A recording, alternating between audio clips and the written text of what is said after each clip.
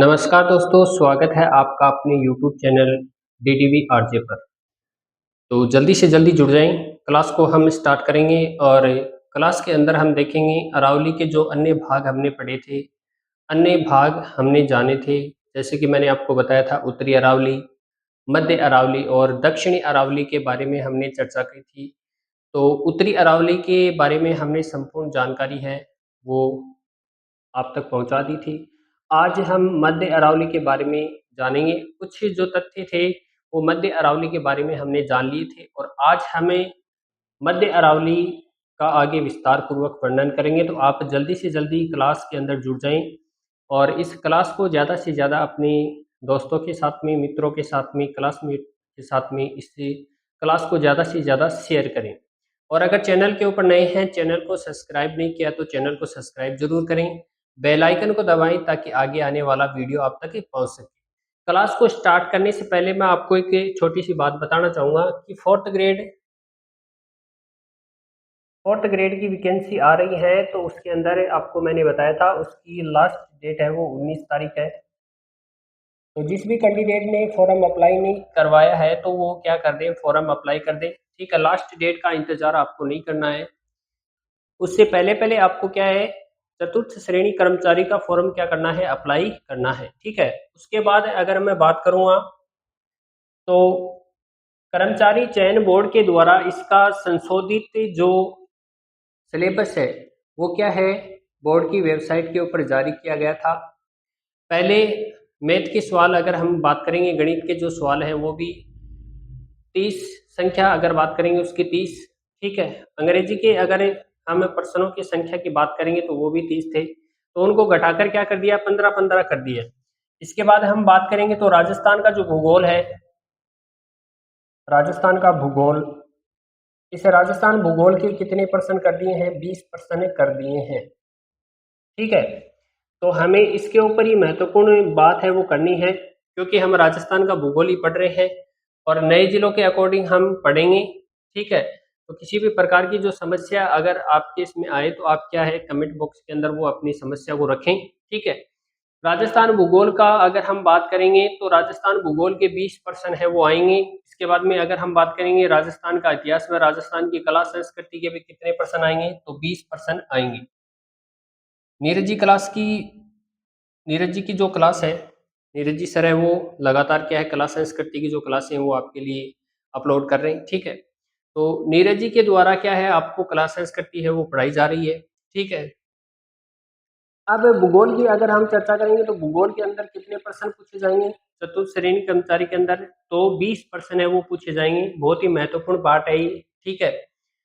इसके अंदर अगर हम बात करेंगे तो इंग्लिश के जो प्रश्नों की संख्या है वो घटाकर 15 कर दी गई है, उसमें से 15 क्वेश्चन है वो क्या है, इसके अंदर जोड़ दिए गए हैं। और गणित की मैं अगर बात करूंगा तो गणित के भी क्या है, 15% हटाकर जो पोर्शन है वो कहाँ पर जोड़ा गया, इन दोनों के अंदर जोड़ा गया। यानी वेटेज की अगर हम बात करेंगे तो लगभग 41% है वो राजस्थान का जीके है वो बढ़ाया गया है, ठीक है। यानी अगर हम बात करेंगे साइंस, इसके बाद में कंप्यूटर हो गया, इसके बाद में राजस्थान की राजनीति विज्ञान हो गई, इसके बाद में राजस्थान का आर्ट एंड कल्चर हो गया, इतिहास हो गया, इसके बाद में राजस्थान का जो भूगोल हो गया। इसकी अगर हम संख्या की बात करेंगे टोटल, तो टोटल अगर क्वेश्चनों की बात करेंगे तो 70 क्वेश्चन है वो सारे पूछे जाएंगे, ठीक है। इसमें सामान्य विज्ञान भी आ गया, इसमें कंप्यूटर भी आ गया, ठीक है। इसके अंदर राजस्थान का करंट अफेयर भी आ गया। इसके बाद में इसमें अगर हम बात करेंगे तो राजस्थान का जो भूगोल है वो भी आ गया। इसके बाद में अगर हम इसके अंदर बात करेंगे तो राजस्थान के जो इतिहास, ठीक है, इतिहास है वो भी आ गया। इसके बाद में कला संस्कृति भी इसके अंदर क्या हो गई, शामिल हो गई। तो ये क्या है, ये पोर्शन है, ठीक है। 20 नंबर का भूगोल हो गया और 20 नंबर का क्या है, इतिहास हो गई। तो एक बार आप इसका स्क्रीनशॉट ले लें, तो आपकी सारी बात है वो समझ में आ गई होगी, ठीक है। तो इसमें ये जो पोर्शन है वो बहुत ही बड़ा है। तो राजस्थान भूगोल की जो क्लासें हैं वो निरंतर इस चैनल के ऊपर क्या है, आपको मिलती रहेंगी। तो आप ज़्यादा से ज़्यादा इस चैनल से जुड़ें। अगर चैनल को सब्सक्राइब नहीं किया है तो चैनल को सब्सक्राइब ज़रूर करें, ठीक है। अब देखो, हम मध्य अरावली के ऊपर बात कर रहे थे, हमारी मध्य अरावली है वो चल रही थी। तो मध्य अरावली की हमने कुछ बातें हैं वो जानी कि मध्य अरावली का जो फैलाव है वो कहाँ से लेकर कहाँ तक है। इसके बाद में हमने मध्य अरावली के बारे में जाना कि मध्य अरावली की जो विशेषताएं हैं वो कौन-कौन सी हैं, ठीक है। तो एक बार हमें मध्य अरावली की जो सीमा है उन सीमाओं के बारे में जान लेते हैं कि मध्य अरावली का जो फैलाव है वो किस दिशा की ओर कितना है, ठीक है। अगर हम बात करेंगे तो ये क्या है हमारी मध्य अरावली, मध्य अरावली। अब मध्य अरावली का हम फैलाव देखते हैं, ठीक है। अगर हम इसमें उत्तर की बात करेंगे, उत्तर में मध्य अरावली का जो फैलाव है उसकी अगर हम बात करेंगे तो मैंने लास्ट क्लास के अंदर आपको बताया था कि उत्तर के अंदर अगर हम बात करेंगे तो अलवर, मध्य अरावली का जो फैलाव है वो आपको कहाँ तक नजर आएगा, तो अलवर तक नजर आएगा। इसके बाद में अगर मैं दक्षिण की बात करूंगा, दक्षिण, दक्षिण में मध्य अरावली का जो विस्तार है वो आपको कहाँ तक नजर आएगा, तो अगर हम बात करेंगे बनास बेसिन तक इसका जो विस्तार है वो आपको नजर आएगा। दक्षिण के अंदर अगर हम बात करेंगे मध्य अरावली का जो विस्तार है वो दक्षिण में आपको कहाँ तक नजर आएगा, तो अगर फैलाव की बात करेंगे तो बनास बेसिन तक क्या है इसका फैलाव है, ठीक है। इसके बाद में अगर मैं यहाँ पूर्व की बात करूंगा कि पूर्व दिशा के अंदर मध्य अरावली का जो फैलाव है वो कहाँ तक है, तो पूर्व के अंदर अगर मैं बात करूंगा तो करौली की उच्च भूमि, करौली की उच्च भूमि तक क्या है इसका फैलाव है, ठीक है। अगर मैं पश्चिम में बात करूंगा कि पश्चिम में जो मध्य अरावली है इसका फैलाव है वो कहाँ तक है, तो पश्चिम में अगर मैं बात करूंगा तो पश्चिम में इसका जो फैलाव है वो है अजमेर। और इसकी जो छोटी मोटी जो पहाड़ियां हैं, टूटी फूटी जो पहाड़ियां हैं, ठीक है, संकीर्ण जो पहाड़ियां हैं, ये कहाँ तक मिलेंगी आपको, तो मैं अगर बात करना चाहूंगा तो ये अजमेर, अजमेर के बाद में ये आपको टोंक के अंदर भी नजर आएंगी। टोंक के बाद में अगर हम बात करेंगे तो ये जयपुर में भी आपको क्या है नजर आएंगी, ठीक है। यानी मध्य अरावली के अंदर जो पहाड़ियां हैं वो कहाँ तक फैली हुई हैं, तो अगर हम बात करेंगे तो अजमेर, टोंक और जयपुर तक क्या है ये पहाड़ियां हैं ये फैली हुई, ये बात आपको ध्यान रखनी है, ठीक है। तो मध्य अरावली की सीमा के बारे में हमने जाना, सीमा के बारे में हमने क्या जाना कि उत्तर में इसका फैलाव है वो कहाँ तक है, तो उत्तर में फैलाव है वो अलवर, ठीक है। इसके बाद में हमने जाना कि दक्षिण में इसका फैलाव कहाँ तक है, तो बनास बेसिन तक है। इसके बाद में हमने जाना कि पूर्व की ओर इसका जो फैलाव है वो कहाँ तक है, तो पूर्व की ओर जो फैलाव हमने देखा तो वो है करौली की उच्च भूमि तक। इसके बाद में हमने पश्चिम की ओर इसका फैलाव देखा, तो पश्चिम की ओर इसका फैलाव कहाँ तक है, तो पश्चिम की ओर देखा तो हमने अजमेर तक इसका क्या है फैलाव। और अन्य की अगर हम बात करेंगे फैलाव की तो अजमेर, टोंक और जयपुर तक भी आपको क्या है इसका फैलाव है वो छोटी छोटी पहाड़ियों के रूप में क्या आपको नजर आएगा, ठीक है। तो ये क्या था हमारा मध्य अरावली से संबंधित जो हमने सीमा का निर्धारण किया था वो है। अब अगर हम बात करेंगे तो अजमेर वाला ये जो भाग है जो मैं यहाँ पर बना रहा हूँ, अजमेर वाला ये जो भाग है ये समांतर श्रेणी है, मतलब लगातार है। ये जो श्रेणी है ये कहीं से भी टूटी फूटी नहीं है, ये क्या है लगातार श्रेणी है, यानी समांतर श्रेणी एकदम से क्या है आपको एक मेखला के रूप में क्या ये नजर आएगी, ठीक है। तो ये कहाँ से लेकर कहाँ तक है, तो मैं अगर बात करूंगा तो कुकरा की पहाड़ियां, कुकरा की पहाड़ियां, ये कुकरा की पहाड़ियां कहाँ पर है, तो कुकरा की पहाड़ियों की अगर मैं बात करूंगा तो राजसमंद, राजसमंद का जो बॉर्डर वाला इलाका है उस बॉर्डर वाले इलाके के ऊपर ये कुकरा की पहाड़ियां ये स्थित है। तो यहाँ कुकरा की पहाड़ियों से लेकर, ये यहाँ कुकरा की पहाड़ियों से लेकर अगर हम बात करेंगे इस श्रेणी की तो ये श्रेणी कहाँ तक है, तो ये अजमेर तक है, कहाँ तक है अजमेर तक, ठीक है।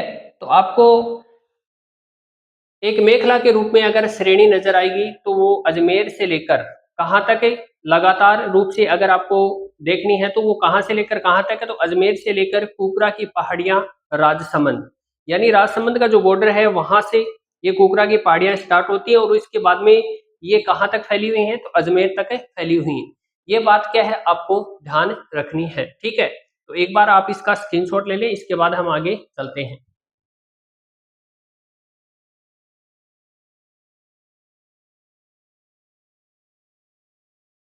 तो आपने स्क्रीनशॉट ले लिया होगा। अब इसके बाद हम आगे चलते हैं। अब देखो इसमें जो प्रमुख जो पहाड़ियां हैं, मध्य अरावली के अंदर जो प्रमुख पहाड़ियां हैं उनकी अगर हम बात कर लेते हैं कि कौन कौन सी हैं, तो उसके ऊपर अगर हम चर्चा करेंगे तो हम मैप बनाते हैं।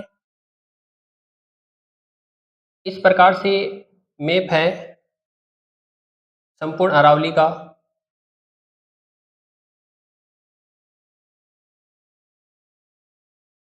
और ये जो भाग है, ये मैंने आपको बताया था ये कौन सी अरावली है, तो ये मध्य अरावली है, मध्य अरावली। इसके बाद इस भाग का मैंने बताया था तो ये है हमारी उत्तरी अरावली, उत्तरी अरावली। और नीचे का जो भाग है ये है हमारी दक्षिणी अरावली। कौन सी अरावली है? दक्षिणी अरावली। ठीक है, तो हमने अरावली को 3 भागों के अंदर बांटा था प्रमुख रूप से। वो 3 भाग आपके सामने हैं। ये है दक्षिणी अरावली, ये है मध्य अरावली और ये है उत्तरी अरावली। ठीक है, तो सबसे अगर हम बात करेंगे, सबसे जो कम फैलाव है वो किसका है, तो मध्य अरावली का है। ठीक है, तो मध्य अरावली की अगर हम बात करेंगे तो इसमें जो प्रमुख पहाड़ियां हैं उनके ऊपर चर्चा कर लेते हैं। तो प्रमुख पहाड़ियों के अंदर अगर हम सबसे पहले देखते हैं तो अजमेर का जो भाग है, इस अजमेर के भाग के किस दिशा की ओर, तो दक्षिण दिशा की ओर। ठीक है, दक्षिण दिशा की ओर अगर हम बात करेंगे तो दक्षिण दिशा की ओर मेरवाड़ा की पहाड़ियां, मेरवाड़ा की पहाड़ियां।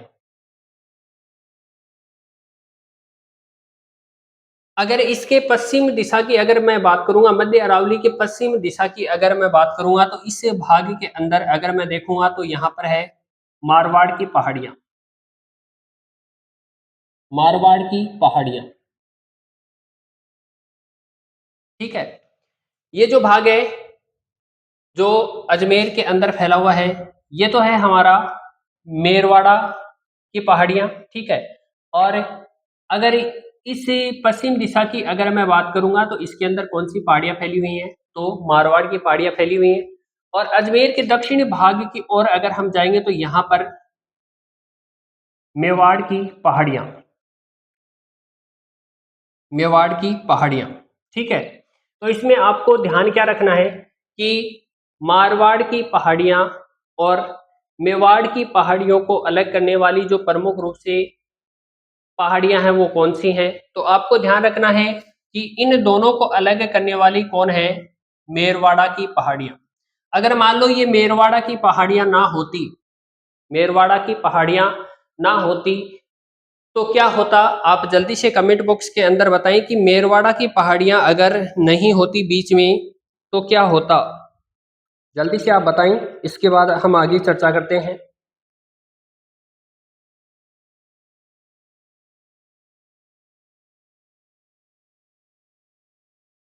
अगर यहाँ पर हम बात करेंगे, ये मेरवाड़ा की पहाड़ियां यहाँ पर नहीं होती, अजमेर वाले भाग के अंदर नहीं होती, तो यहाँ पर क्या होता, ये जो मारवाड़ की पहाड़ियां हैं और ये जो मेवाड़ की पहाड़ियां हैं, ठीक है, मेवाड़ की पहाड़ियां और मारवाड़ की पहाड़ियां क्या हो जाती, आपस में मिल जाती। ठीक है, तो आपको ध्यान क्या रखना है कि मारवाड़ की पहाड़ियां और मेवाड़ की पहाड़ियों को अलग करने वाली जो पहाड़ियां हैं वो कौन सी हैं, तो मेरवाड़ा की पहाड़ियां। ठीक है, अगर मेरवाड़ा की पहाड़ियां यहाँ नहीं होती तो मारवाड़ की पहाड़ियां और मेवाड़ की जो पहाड़ियां हैं वो क्या हो जाती, एक जगह हो जाती। ठीक है, ये ध्यान आपको रखना है।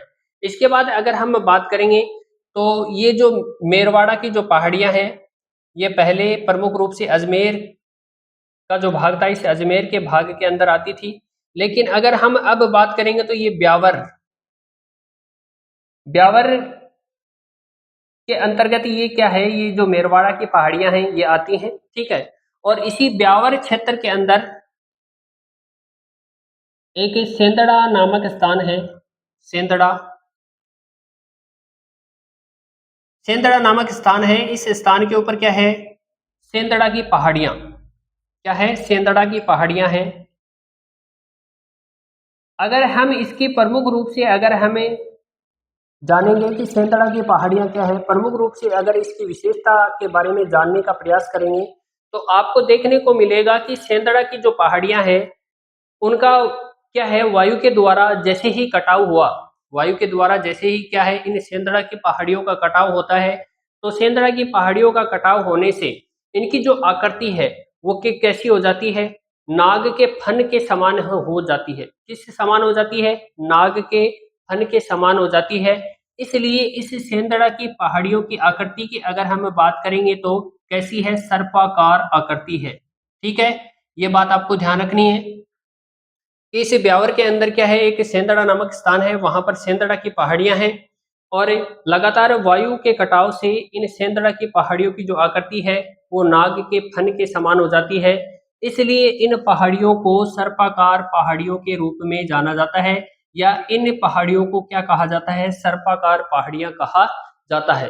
तो ये बात है वो आपको ध्यान रखनी है। तो फिर से दोबारा से देख लेते हैं कि मध्य अरावली की हम चर्चा कर रहे थे और मध्य अरावली के इस भाग के अंदर कौन सी पहाड़ियां हैं? तो मेरवाड़ा की पहाड़ियां हैं। ठीक है, और ऊपरी पश्चिम की ओर अगर हम बात करेंगे, पश्चिमी भाग के अंदर मारवाड़ की पहाड़ियां हैं। किसकी पहाड़ियां हैं? मारवाड़ की पहाड़ियां हैं। और इन मेरवाड़ा की पहाड़ियों के दक्षिणी भाग के अंदर कौन सा है? मेवाड़ की पहाड़ियां हैं। कौन सी पहाड़ियां हैं? मेवाड़ की पहाड़ियां हैं। अगर हम बात करेंगे मारवाड़ की पहाड़ियां और मेवाड़ की पहाड़ियों को अलग करने वाली प्रमुख रूप से जो पहाड़ियां हैं, तो वो कौन सी है? मेरवाड़ा की पहाड़ियां। अगर मेरवाड़ा की पहाड़ियां इस भाग के अंदर नहीं होती तो मारवाड़ की पहाड़ियां और मेवाड़ की जो पहाड़ियां हैं वो आपस में क्या हो जाती? मिल जाती इस प्रकार से। ठीक है, और ये जो मेवाड़ की पहाड़ियां हैं ये पहले अजमेर के भाग के अंतर्गत आती थी, अब ब्यावर के अंदर स्थित है। ठीक है, और ब्यावर के अंदर ही एक सेंधड़ा नामक स्थान है, वहां पर सेंधड़ा की पहाड़ियां हैं। और इन सेंधड़ा की पहाड़ियों का क्या हुआ कि जब भी वायु चली, वायु के कारण इन सेंधड़ा की पहाड़ियों का क्या हुआ? कटाव हुआ। कटाव होने से इनकी जो आकृति है वो नाग के फन के समान हो गई, और नाग के फन के समान होने के कारण इनकी जो आकृति है वो कैसी होगी? सर्पाकार आकृति हो गई। ठीक है, तो इसका एक बार आप स्क्रीनशॉट ले लें, इसके बाद आगे बातें करते हैं।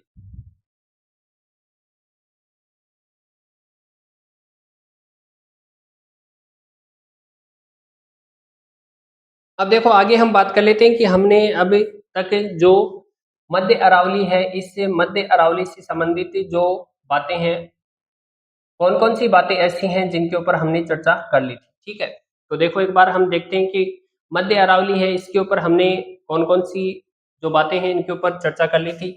तो हमने जाना कि ये सर्वाधिक छितराई हुई है, सर्वाधिक छितराई हुई है, सर्वाधिक संकीर्ण है।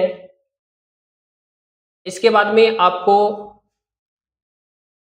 ये टूटी फूटी नजर आएगी, टूटी फूटी नजर आएगी। ठीक है, इसके अंदर आपको सर्वाधिक अंतराल या गैप है वो यहीं पर आपको इसी भाग के अंदर नजर आते हैं, इसी भाग में मिलते हैं। ठीक है, नोट्स के दृष्टिकोण से अगर हम देखेंगे तो ये बहुत ही महत्वपूर्ण है कि सर्वाधिक छितराई हुई है, संकीर्ण है, टूटी फूटी है, सर्वाधिक अंतराल गैप है वो इसी भाग के अंदर आपको क्या आते हैं? नजर आते हैं। ठीक है, इसके बाद में अगर मैं बात करूंगा तो इसकी औसत ऊंचाई की अगर हमने बात की थी तो इसकी औसत ऊंचाई है वो कितनी है? 550 मीटर। 550 मीटर क्या है? इसकी औसत ऊंचाई है। ठीक है, इसके बाद में हमने सीमाओं का निर्धारण किया। सीमाएं, सीमाओं का निर्धारण किया तो हमने देखा कि उत्तर दिशा की ओर बिखरे हुए कटकों की अगर हम बात करेंगे तो अलवर तक बिखरे हुए कटक। ठीक है, इसके बाद में अगर मैं बात करूंगा दक्षिण की, तो दक्षिण के अंदर बिखरे हुए कटक कहाँ तक है? यानी छोटी छोटी जो पहाड़ियां हैं वो कहाँ तक फैली हुई हैं? तो दक्षिण की मैं बात करूंगा तो दक्षिण में अगर मैं बात करूंगा तो बनास बेसिन तक क्या है? बिखरे कटक है। इसके बाद में पूर्व की अगर मैं बात करूंगा, पूर्व तो करौली की उच्च भूमि तक ये बिखरे कटक हैं, ये फैले हुए हैं। इसके बाद में मैं पश्चिम की बात करूंगा तो पश्चिम की ओर क्या है? इसका जो फैलाव है वो कहाँ तक है? तो अजमेर, अजमेर के अलावा अगर हम बात करेंगे तो अजमेर है, टोंक है, जयपुर तक आपको क्या है, ये जो बिखरे कटक है, छोटी छोटी जो पहाड़ियां हैं, ये आपको क्या है, अजमेर, टोंक और जयपुर तक आपको क्या है नजर आएंगी। ठीक है, इसके बाद में मैं बात करूंगा, यहां से ही रेगिस्तान का विस्तार हो रहा है। यहां से ही रेगिस्तान का विस्तार हो रहा है। रेगिस्तान का विस्तार हो रहा है। यहां से कहां से, तो मध्य अरावली से। जैसे मैंने आपको बताया था ना कि इस प्रकार से, मैं यहां से मिटा देता हूं एक बार। मैंने आपको बताया था कि इस भाग के अंदर से हवाएं चलती हैं ऐसे, और हवाएं चलती हैं तो यहाँ से क्या किया गया है, ज्यादा खनन करने के कारण यहाँ ये भाग क्या है, टूट फूट गया है। ठीक है, ज्यादा ये यहाँ से छितराई हुई है। इस भाग के अंदर सर्वाधिक गैप क्या है आपको नजर आएंगे। तो इसी से क्या है, जब आंधियां चलती हैं, हवाएं चलती हैं, तो मरुस्थल का आगे क्या हो रहा है, विस्तार हो रहा है। टोंक वाला भाग और दौसा वाला जो भाग है, इसको अगर आप देखोगे तो संपूर्ण रूप से ये रेगिस्तान के अंदर बदल चुका है। ठीक है, ये बात क्या है आपको ध्यान रखनी है। ठीक है, तो यहीं से ही रेगिस्तान का विस्तार हो रहा है। कहां से, तो मध्य अरावली वाला जो भाग है, इस भाग से ही क्या हो रहा है, रेगिस्तान का विस्तार हो रहा है। ठीक है, तो एक बार आप इसका स्क्रीनशॉट ले लें जल्दी से।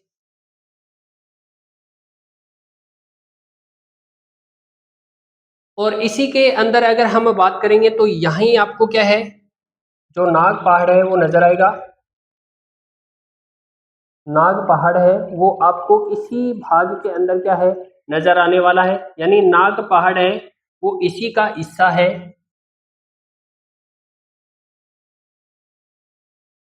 नाग पहाड़ है वो इसी का हिस्सा है। ठीक है, नाग पहाड़ की अगर हम बात करेंगे, नाग पहाड़ की अगर हम बात करेंगे तो ये क्या है, पुष्कर के निकट है।